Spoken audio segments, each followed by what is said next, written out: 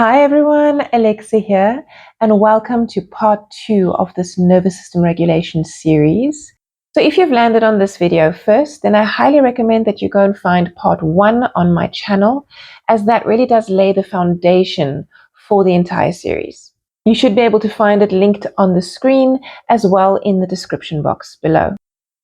So in today's video, we're going to be covering why rest feels unsafe for so many women, why healing is not just somatic, but practical, and the physical foundations of nervous system health. These are some of the areas that I think are often overlooked when people talk about nervous system healing. So without further ado, let's get started.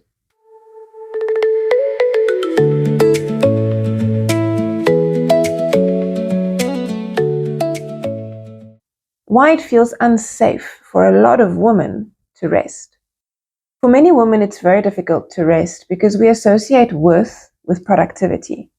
If you think about how a lot of us were raised, women did all the cleaning, the cooking, the shopping, all of the household chores really, and the boys did the garage stuff, the fixing, the plumbing, the working. The man has been represented as the breadwinner, as the worker, and the woman as the stay-at-home mom. Now, I know this is very 1940s, 50s, 60s. However, this is still going on today, except that today women have full-time jobs as well. And the system hasn't really changed. Women are also happy to take on all of these roles because we've been conditioned to think that this is what we're meant to do, that this is the role of a woman. I know I was raised in South Africa, and here it's very much women being raised or girls being raised to be good wives and to be good housekeepers, which is great insofar as we like to keep a clean house and we like to have everything ordered and structured, and I still behave in that way. But it took me many years to realize that men are also allowed to do this work, and that it's up to me to put those rules or those morals in place for my husband and for the rest of my family as well, for my kids as well, so that we're all performing daily tasks and we all have duties to alleviate the stress on me as a full-time working mom. So because of this conditioning and the way that women have been raised, unfortunately, when we are productive, we have a greater sense of self-worth. So some women don't struggle to rest because they're lazy. They struggle to rest because slowing down feels emotionally unsafe. Many women have spent years being rewarded for being productive, being responsible, being available, taking care of everyone else, and holding everything together. And over time, being busy just becomes part of our personality. It becomes part of who we believe we are. We start to believe that our value comes from what we do rather than who we are inside. And for many women, the moment they sit down to rest, guilt appears. We think to ourselves, I should be doing something. I haven't done enough. I don't deserve to rest yet. Just one more thing. I'll rest once everything is finished. The problem is that everything is never finished. There's always one more thing to add on, one more thing to do. So the nervous system can actually become addicted to busyness. Not because we like to be busy or because we like to feel stressed, but because that feels normal. It feels safe. We know it. And sometimes people interpret this discomfort to mean that rest is wrong. But it's not that rest is wrong or unsafe. It's that it's unfamiliar. And let's face it, women carry massive invisible loads. We carry emotional labor, mental overload, caregiving responsibilities, household management, the emotional needs of others, always being available, being there for those around us, and often forgetting our own needs.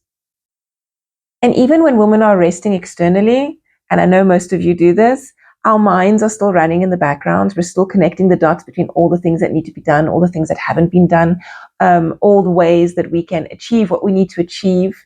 So we're not really resting, are we? Our brains are not switching off. And I think this is so interesting because of all the people that I've helped over the years, a lot of them have been women. But when I speak to men and women independently, men have the capacity to switch on and off switch. So I'm not saying all men, I'm just generalizing now from what I have experienced throughout the years. Men do have an off switch. They are able to switch off, to totally leave it behind, and then come back and approach the problem in a different way later on. Whereas women are constantly connecting the dots, constantly bridging the gap between the different thoughts that we have. And the thing is that the nervous system doesn't respond just to physical activity. It also responds to mental activity. So if your body is still, but your mind is active, the nervous system interprets that as busyness, as activity. And a lot of women have a very serious fear of disappointing people. And so we say yes when we mean to say no. We constantly put ourselves last. We take on more than we can realistically manage. And we often ignore our own needs. And over time, what does this create? Burnout, chronic stress, and exhaustion. One of the many reasons why people don't want to slow down is because slowing down creates stillness. And when things are still, we have to face ourselves. So those unprocessed emotions, those fears, those doubts about us, that inner saboteur, that inner voice that speaks to you about your hang-ups, about your issues, about your problems, about who you feel you are in contrast to who you think you're meant to be, that stillness creates space for those thoughts to invade. And so a lot of us stay busy just purely to avoid that stillness. Keeping busy can be a way to just simply avoid what we are feeling or what we need to feel in order to grow. So nervous system regulation is not simply an exercise. It can look like saying no, asking for help, disappointing people, leaving earlier, resting before burnout, protecting your time, and reducing expectations. Sometimes the most regulating thing that you can do is to stop asking yourself to carry everything. Sometimes the nervous system is not afraid of busyness. It's afraid of stillness. And healing often begins the moment you stop believing that you have to earn your rest. Healing is not just somatic, it's practical. You cannot separate nervous system healing from the way that you actually live. Sometimes the most nervous system regulating thing that you can do is not a nervous system exercise. It's changing the conditions that keep dysregulating you. Healing is so much bigger than techniques. And there's so much focus online about nervous system healing techniques, all of these stretches. I've even seen someone, and this really made me laugh, pushing pressure points in their mouths for nervous system regulation or for relief, for anti-stress. And yes, it might work. A 1-minute pressure point, sure, your body is magical. So many things are linked. Reflexology works because of that. However, how long are these effects going to last? You might feel total relaxation for a minute or two, and then what happens? You go back to your dysregulated life. How does that serve you? How does that help you? How does that become long-lasting? All of these techniques can be incredibly supportive, but if you keep running back to your crazy life, the lasting effects are just not going to be there. Your nervous system responds to actual life. And the body pays attention to how much stress you're carrying, whether you feel emotionally safe, how much rest you're getting in, the quality of your relationships, your workload, your environment, and your daily routines. You simply cannot separate your nervous system from the daily life that you're living every day. And I'll tell you now, the problem isn't just in you. I speak to so many people who think that this is just the way they're supposed to live, because this is the way society has been formed and shaped around us. But I promise you, you do have a choice. You can be that one person that decides enough is enough. I'm breaking free from the societal boundaries that have been placed on me, the societal manipulation that is all around me, and I choose to live my life differently. I'm going to make a change and change the way I structure my life so that I can regulate my nervous system. It all begins with you. And the fact of the matter is, there's probably nothing wrong with you. The fault is lying in the fact that you're carrying too much, that your schedule is unsustainable, that your environment is just way too overstimulating. Your boundaries are probably weak, and your responsibilities exceed your capacity. So the fault doesn't lie with your nervous system. Your nervous system responds appropriately to inappropriate situations. Chronic stress cannot be outbreathed. You cannot breathe your way out of a life that is overwhelming. And while breathing exercises can be beneficial, it's only one piece of the puzzle. Putting boundaries in place is one of the most amazing tools that you can use for nervous system regulation. Every time you say no, every time you ask for help, every time you put yourself first, you're sending out a message that your needs are important too, that you matter, and that calmness, that stillness, that life of peace and harmony and balance is important for you too. Everybody else's needs are not more important than your own. Simplicity these days is often underrated, and we often think that healing requires adding more. A course, a breathing technique, another yoga class, another routine.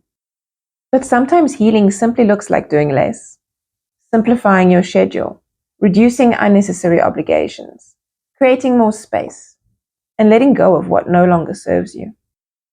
Ask yourself, what in my life constantly overwhelms me? What feels unsustainable? What would make my life feel 10% more supportive? Sometimes the answer is surprisingly simple. Your nervous system responds to the actual life lived, not your nervous system practices. Real healing often requires lifestyle honesty, not more healing techniques. The foundations of nervous system health. Now wrap your mind around this. The nervous system does not reside in the body. The nervous system is the body. You cannot expect your nervous system to feel safe when your body is depleted, undernourished, and exhausted. The nervous system needs resources, and so many people concentrate on the mental and the emotional side of nervous system regulation while forgetting the actual physical parts, the body.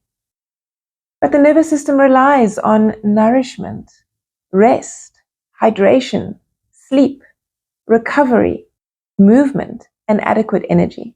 A depleted body struggles to feel safe. Sleep is one of the most important nervous system regulation tools that we have available to us. When we're sleep deprived, stress tolerance decreases, emotional reactivity increases, recovery becomes more difficult, and the body remains more sensitive to perceived threats. So many people are trying to regulate an exhausted nervous system, just purely because they're not getting enough sleep. Nourishment matters. The body simply needs fuel. Undereating, a lack of nutrients, or constantly skipping meals, or even unstable blood sugar, can all create additional stress within the body. Many people don't realize that their body could actually be reacting to physical stress more so than emotional or mental stress. Physical movement supports nervous system regulation.